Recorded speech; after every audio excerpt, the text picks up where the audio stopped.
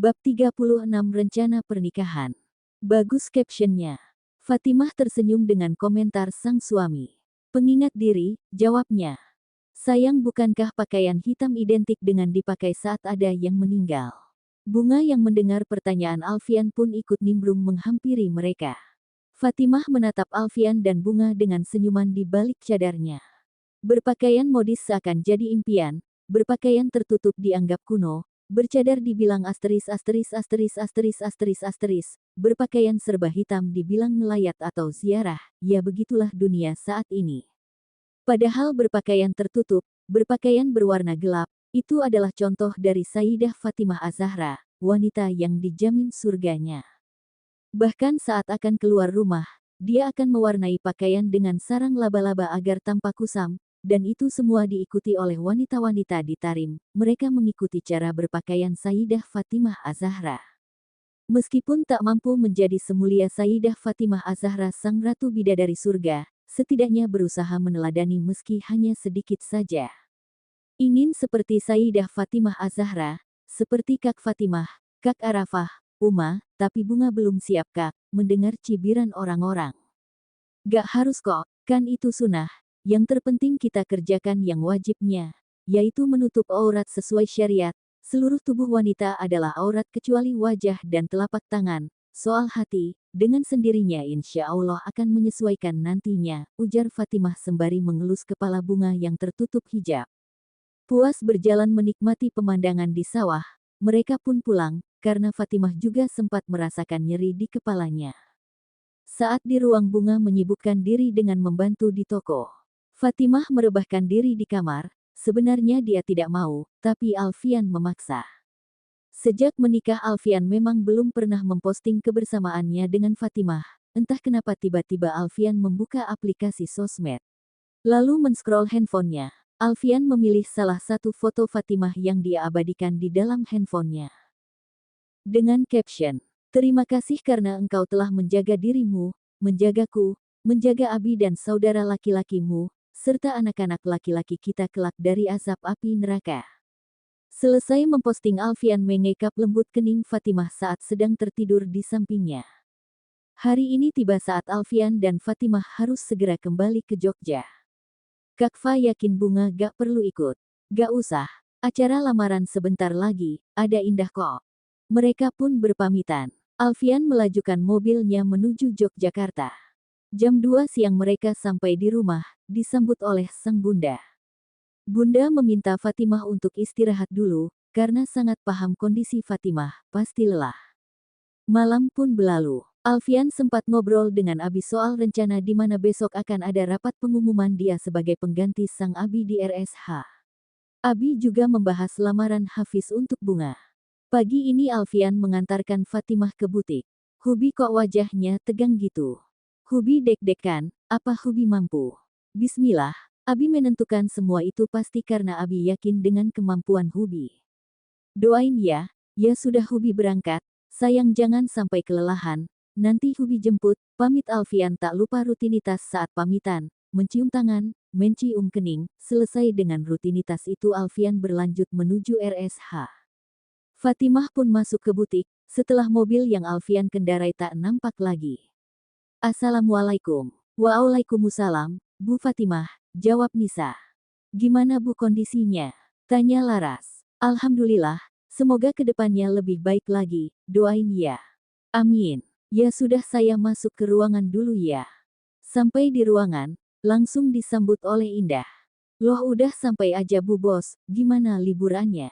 Alhamdulillah. Kapan-kapan ke sana ya, jawab Fatimah sembari berjalan menuju meja kerjanya.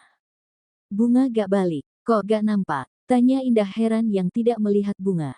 Libur untuk 2 pekan ini, lagi ada yang disiapkan. Gak ada masalah kan Fa? Gak ada rasa ragu untuk menyampaikan kabar soal Hafiz melamar Bunga. Walau Indah tidak memberi tahu perasaan terhadap Hafiz, tapi Fatimah bisa melihat dari sorot mata Indah setiap berbincang dengan Hafiz. Kak Hafiz melamar Bunga kemarin, ujar Fatimah memberanikan diri untuk memberitahu Indah. Apa? Tanya Indah kaget dengan mulutnya yang terbuka lebar, lalu dengan cepat dia tutup dengan tangannya. Iya, Kak Hafiz melamar Bunga kemarin pas di Semarang. Kak Hafiz ikut ke Semarang, ujar Fatimah dengan menatap sendu sang sahabat. Indah hanya bisa terdiam, ada rasa sesak menyelimuti dadanya, ingin menangis tapi tak mungkin. Fatimah mendekati Indah, duduk di depan meja Indah, digenggamannya tangan sang sahabat dengan erat. Yakin, Allah sedang mempersiapkan jodoh terbaik untukmu. Kenapa Fa bilang gitu? Indah sayang, kita udah sahabat bertahun-tahun, kamu memang gak pernah bilang gimana perasaanmu dengan Kak Hafiz, tapi aku bisa lihat, ada harapan di dalamnya. VTTT, Indah menghembuskan nafasnya. Lalu tiba-tiba, hua, Indah menangis seperti anak kecil yang kehilangan permen yang direbut oleh temannya. Gagal punya suami dokter, hua. Mendengar penuturan Indah membuatnya menepuk jidatnya. Semoga segera Allah datangkan dokter ganteng lainnya, ucapnya sambil menghapus air matanya. Patah hati sudah pasti, Indah pun tidak bisa menyembunyikan dari Fatimah. Tapi begitulah Indah, menguatkan diri sendiri dengan kata-katanya sendiri. Indah, aku tuh khawatir, kenapa malah bercanda, kesal Fatimah. Fa, aku gak apa-apa, seperti yang kamu bilang, Allah sedang mempersiapkan jodoh yang jauh lebih baik dari penilaian Allah. Gak dapat dokter, anak presiden juga bolehlah, hehehe, tambahnya sambil menghapus sisa air mata di pipinya. VTTT, kamu tuh wanita super strong ya. Sedih sudah pasti, karena selama ini Indah memang menyimpan rasa kepada Hafiz. Mungkin ini yang dimana rasa cinta yang salah karena hadir di waktu yang tidak tepat, salah karena memiliki rasa untuk seseorang yang belum tentu memiliki rasa pula untuknya. Menangi dalam diam, mencoba ceria, itulah Indah, walau sudah pasti sakit itu tidak akan semudah itu terobati, apalagi yang akan menjadi istri Hafiz saat ini adalah rekan kerjanya. Ya Allah, kok sesak ya, kuatkan ya Allah, batin Indah, di butik suasana hari ini sedikit berbeda dari biasanya, yaitu sudah pasti, karena ada yang sedang berusaha menetralisirkan perasaannya saat ini. Sedangkan di RSH nampak ketegangan di ruang rapat, di mana rapat tersebut memang dibuat dadakan oleh Abi. Abi menyempatkan memberikan sedikit pidato penyemangat untuk semua tim RSH. Dan Abi pun memanggil Alfian untuk mendekat padanya. Ada rasa gugup pastinya, Hafiz berusaha memberi semangat dengan menepuk pundak Alfian. Alfian pun mendekati posisi di mana Abi berdiri. Semua pasti sudah sangat mengenal seperti apa Dr. Alfian Darmawan, bagaimana prestasinya. Dr. Alfian ini selain menjadi salah satu dokter yang berprestasi dan berdedikasi untuk RSH, sekarang dia adalah putra saya. Maka dari ini mulai hari ini, saya menyerahkan kepemimpinan RSH kepada anak saya ini, yaitu Dr. Alfian Darmawan. Semua yang ada di ruangan rapat cukup kangen dengan keputusan sang master secara tiba-tiba. Mungkin banyak yang bertanya, kok bisa? Alfian masih terlalu muda, atau ada yang berpikir wah beruntungnya Alfian, banyak-banyak pemikiran lainnya, dari yang positif bahkan yang negatif. Tapi satu yang saya tahu, saya selalu menanamkan nilai positif pada semua tim RSH, walau saya tahu isi hati manusia tidak akan bisa disamakan. Jika bertanya kok bisa? Jawab sudah tahu Alfian adalah anak saya. Kan masih muda. Untuk dokter-dokter senior di sini pasti tahu, saya memimpin RSH pun masih di usia muda. Beruntung ya Dokter Alfian. Jawabnya saya yang beruntung memiliki anak seperti Alfian, prestasinya membuat saya yakin kepadanya, jadi saya pun minta kerjasamanya, untuk bersama berjuang dengan Dokter Alfian.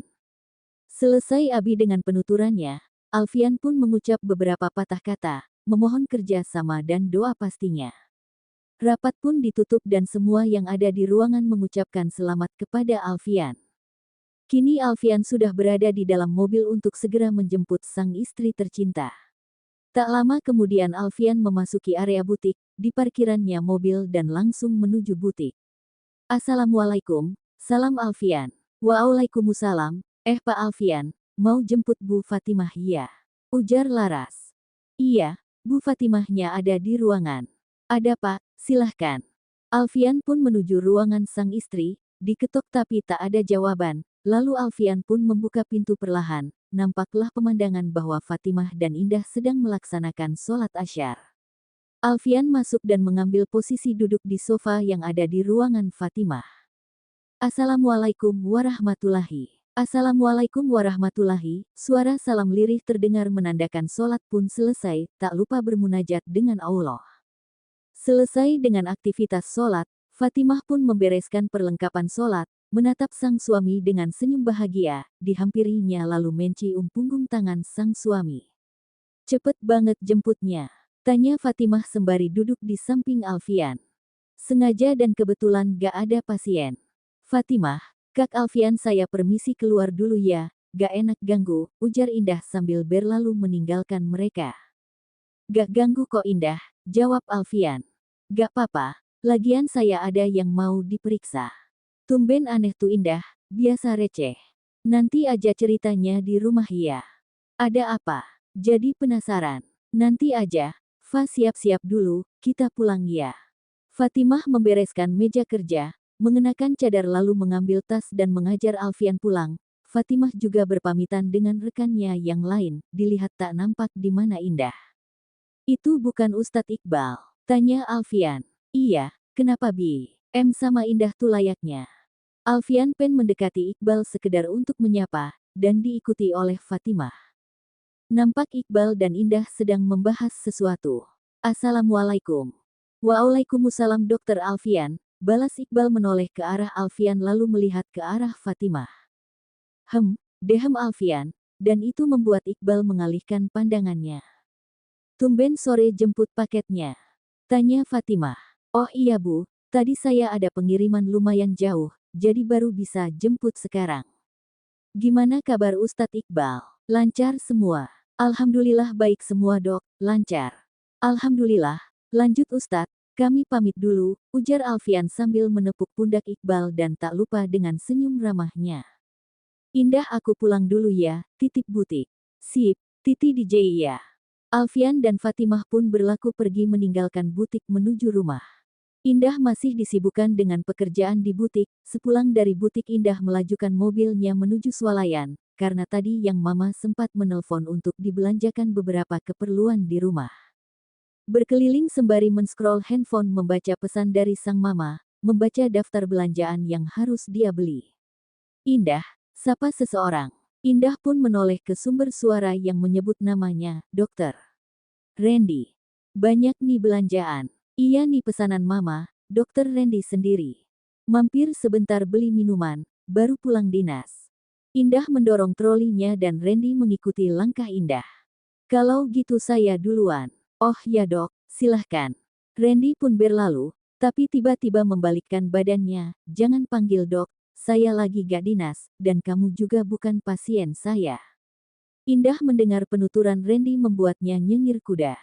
Cukup lama Indah di swalayan, apalagi kasih yang antri, selesai dengan belanjaan yang sudah masuk ke bagasi, Indah pun melajukan mobil menuju rumah, tanpa dia sadari bahwa Randy masih memperhatikan setiap aktivitasnya tadi. Si Haredang kok tumben gak banyak omong, gumannya. Asteris, asteris, asteris. Di rumah Alfian, selesai rutinitas malam, seperti biasa nonton di ruang tengah sembari memeriksa email, karena sekarang tugasnya bukan hanya mengurus pasien, tapi ada tanggung jawab besar yang dia pikul. Gimana tadi di RSH? Alhamdulillah lancar sayang, nih Hubi lagi mempelajari apa saja yang jadi tugas Hubi sekarang, doain ya. Insya Allah selalulah ada dalam tiap doa. Mungkin beberapa hari ini akan sangat sibuk, kita nginep di rumah Abi ya besok, karena banyak yang harus Hubi bahas dengan Abi. Iya, Famanut aja. Oh ya gimana persiapan lamaran Bunga dengan Hafiz, Bun?